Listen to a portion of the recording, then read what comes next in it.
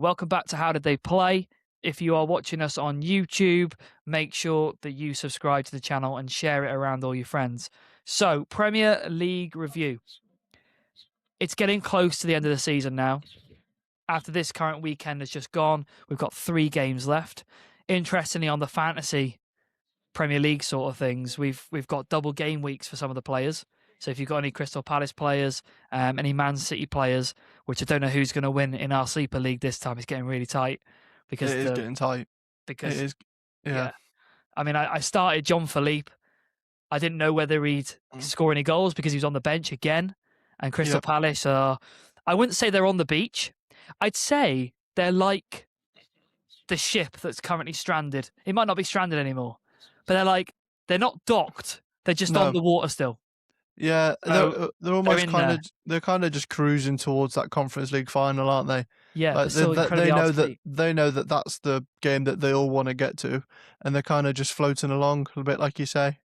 Good analogy that is. To be fair, they are just floating along, waiting to be docked at the Conference League final. Do you think they win the Conference League final?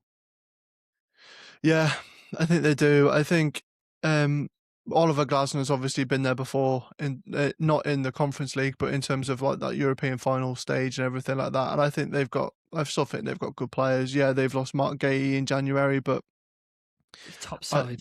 I just think they're a really good footballing side, and I can't see how they don't win that, because the Conference League it should be a competition that English league clubs win every year. Mm-hmm. They should just do it. And you're looking who they've got, Rayo Vallecano, who have had a tremendous season, by all accounts. They're 10th in La Liga right now. They've had a tremendous season.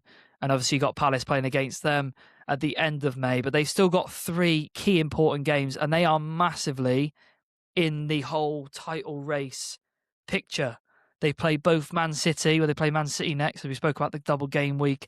They also play Arsenal the last game of the season. But they just come off the back of the 2-2 draw against Everton.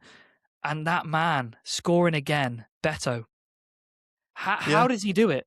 How? I don't know, because whenever I'm not going to say I watch Everton every week because I don't, but it seems like whenever I don't watch Everton, he scores. He's I'm crazy. there, like, every single time I watch him, I just think that he's just a bit, he's a runner up front. He puts himself about. He makes things difficult for centre halves. But I've never really seen like any like consistent end product. But that's just clearly when I watch Everton, because when I don't, he scores every week. So yeah, he's like, I didn't realise this is his 3rd season at Everton. So he scored 3 goals in 30 games 2 seasons ago. Last season, 8 goals in 30, and now he's just bettered his Beto. He's just bettoed his total. He got 9 goals in 35, which, in his past couple of games, I remember the game against Chelsea most recently in March, and he was superb that day. 2 goals and assists, absolutely fantastic. But as you say, he's just a runner. Yeah. And obviously they drew 2-2 to Everton. Crystal Palace did. Some Saturday fixtures. Liverpool, Chelsea. What did you think of that one? I mean, they're both Liverpool. I said this when we did a previous podcast talking about when they were still in the Champions League, about playing PSG, and I just think that they're so far off it to let a team like Chelsea, who are like down in the dumps in terms of like their recent form, like they've scored 1 goal in 6 games, not 1 in 6. Wow. And it's like they are really, really bad. Liverpool are at home playing that Chelsea side. A win pretty much guarantees them 4th, if not guarantees them Champions League football. You think, you go there, it's a 12:30 kickoff, it's a Saturday, you just go there and you take the lead within, I think it's like within 10 minutes at least. Mm-hmm. And you go, okay, just go and put the pressure on a little bit now, go and score 2nd, go and score 3rd, and just cruise for the rest of the game, because Chelsea, other than their set piece goal, didn't really like threat Liverpool in the slightest. But it's almost their offside goal, didn't they? Cole Palmer. They did, yeah, I suppose, apart from that offside chance. But I just think there's really bad vibes at Liverpool. What did you I mean, think of them booing when Engamoa went off? What did you think of that? I just think that eventually, I mean, I know there's been Liverpool fans that I've spoken to and that I've seen on X and everything like that, slating Arne Slot, not understanding the direction that the club's going in and everything like that, being frustrated with performances, being frustrated with results. And I think you can turn the X fans away, the people that don't go and everything like that, the ones that talk online, you can turn them away.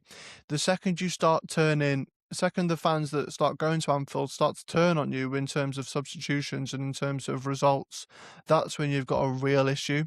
Mm-hmm. And I mean, I'm 50-50 on it, and they're like, well, if Man United were in that sort of stance, would I be there? Like, I don't know, because obviously Liverpool won the league last year. Like, they were a top side last year. They got far in competitions and things like that. For it to sour as quickly as it has, I think is a major issue. But I don't know whether Do you Liverpool are think he going to do about goes? it. Apparently not. Apparently, from the things I've seen, apparently he has their full backing. So I don't know. And they're I going to mean, let like Jabi Alonso potentially go to Chelsea, the way that it seems. well, yeah. I mean, Chelsea getting Xabi Alonso would be a real kick in the teeth for the majority of Liverpool fans, I'd imagine. I'd imagine that Yeah, the but I majority of don't think it's like I'm gonna annoy probably Liverpool fans here. They seem to have this thing where like, oh, he's never going to go to Chelsea. I, yeah, we had first refusal on Cesc Fabregas to sign him. Wenger said we've got Mesut Ozil, we don't need another number 10. yeah, He ended up going to Chelsea. He went to Chelsea because that was the next project that was big enough that he wanted to go and take on, the challenge that he wanted. I think Jabi Alonso looks at it. He's a manager at the end of the day, and he'll be paid a lump sum to go there. He'll have the money to go there. He'll have the young players to work with. I also think, though, this myth, right?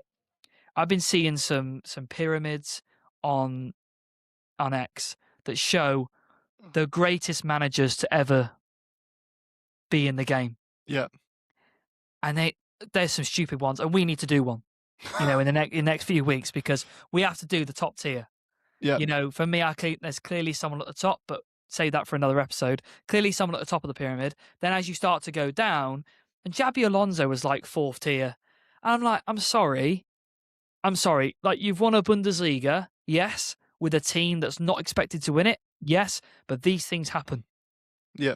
And I don't think he's the glorified manager. I think he went to Real Madrid because he was an ex-player.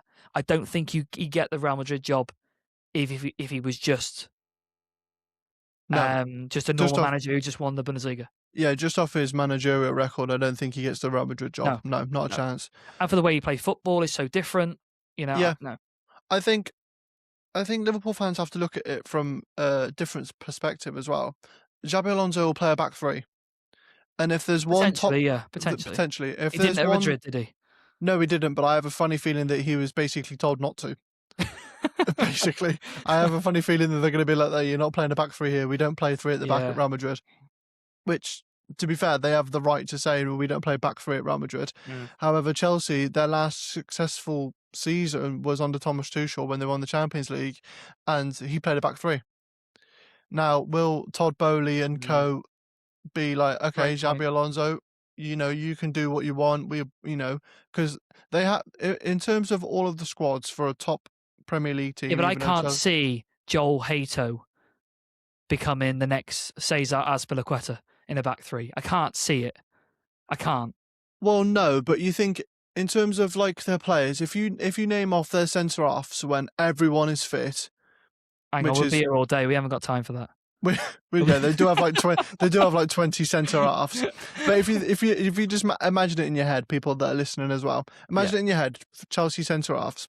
Mm-hmm. There is not a top Premier League side that Xabi Alonso would go to that is more suited to play a back three than them with the players that they've got. Which is Would you probably have like why. Reece James right side centre half, or would you have Reece James in midfield, or right wing back? I mean, ideally you want him at right wing back, but obviously they've still got Malo Gusto that can play right wing back. I mean, Cucurella at left wing back, you're laughing, aren't you? I mean, Yeah, he's a top left. fantastic player. He's a top left back anyway, but Yeah, the fact yeah. that they'll have more license to go forward and create stuff I think you'll sign him. Mark Cucurella. I think you will. Uh, We're going to wrap that one up there because the next episode we'll talk about will be Manchester United, the beloved Arsenal, and Manchester City, and how that title race starts to heat up. So join us in the next episode. If you're listening still, like, subscribe, and please share the video. Take care.